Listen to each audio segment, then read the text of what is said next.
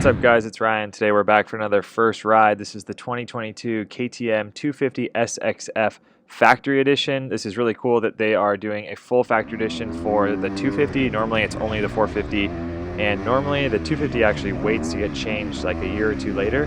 So the fact that KTM is doing an all-new bike on both platforms is really cool.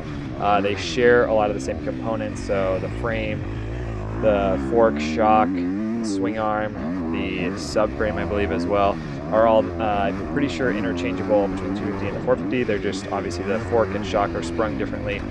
But it's an all-new platform for the bike, new engine as well. The engine has been rotated down. It's also a little bit shorter. This is supposed to help with kind of some mass centralization, as well as they dropped the countershaft sprocket, which is supposed to help with anti-squat. So when you nail the gas, the bike doesn't squat as much. It stays more even and allows you to drive forward easier and smoother.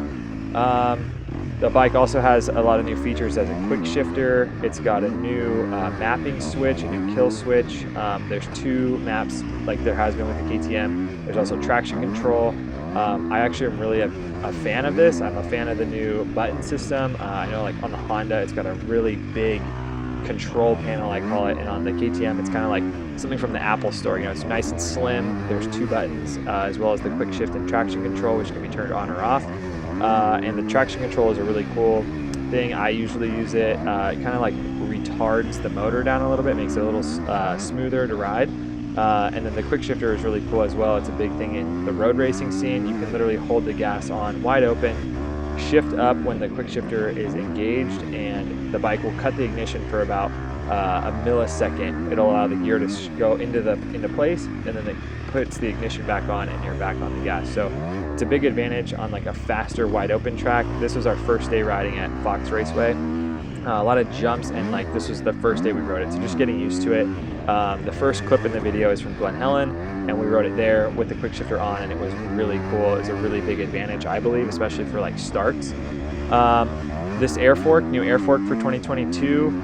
This is kind of a preview of what the 2023 model will look like and feel like. I'm a big fan of this air fork. They've had more time to perfect the settings. It's got a lot more plushness up top in the initial stroke right here, like through the rollers and stuff. It's really compliant and just has really good feel. It's a lot less vague than it has been in the past. And pretty close, like as close to spring fork as I felt an air fork to be. So big fan of that.